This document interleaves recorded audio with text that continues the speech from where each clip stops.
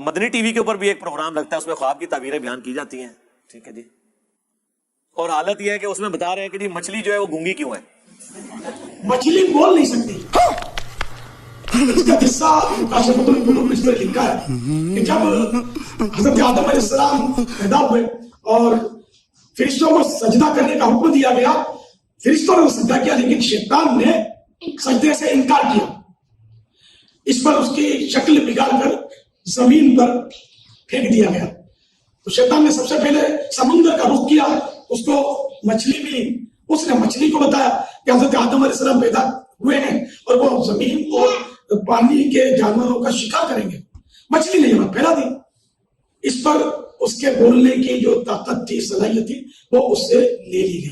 Well مچھلی کی آوازیں ہم نے سن لی ہیں، ان کو ابھی تک مچھلیاں گونگی نظر آ رہی ہیں. اس کا جواب دیں گے، وہ کہیں گے نہیں وہ تو مچھلی نہیں، وہ تو میملز میں آتی ہے. تو پھر انہیں بتایا، بخاری مسلم میں حدیث ہے، ایک سفر کے دوران ابو عبیدہ ابن جرح لشکر کے امیر تھے، نبی الاسلام نے بھیجا، تو وہ کہتے ہیں ہم پہ فاقہ آ گیا، تو اللہ تعالیٰ نے ایک بہت بڑی سمندری مچھلی جو ہے وہ سمندر کے کنارے پھینک دی. وہ بعض اوقات ہو سکتا ہے وہ نیچرلی آ گئی ہو، آ جاتی ہیں بعض اوقات، ضروری نہیں کہ معجزہ ہی ہوا ہو، نیچرل بھی آ جاتی ہے. بہرحال وہ کہتے ہیں ہم کتنے دن اس کو کھاتے رہے، اور جب اس کی وہ جو ڈھانچہ جوڑا گیا تو ایک اونٹ سوار اس کے نیچے سے گزر جاتا تھا.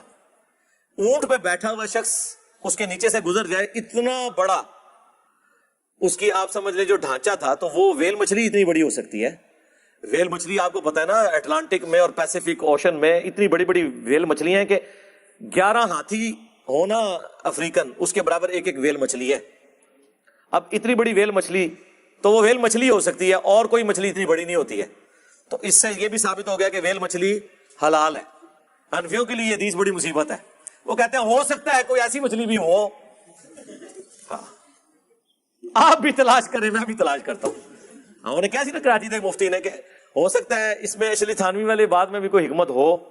اشرف علی رسول اللہ، کوئی پتہ نہیں حکیم الامہ کی کتاب میں کہیں لکھا ہوا ہے یا کسی واقعے میں انہوں نے مجھے بتایا کہ اشرف علی رسول اللہ معاذ اللہ.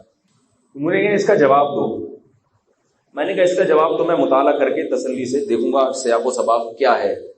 اگر مجھے جواب نہیں آتا تو آپ بھی جواب سوچو، میں بھی جواب سوچتا ہوں.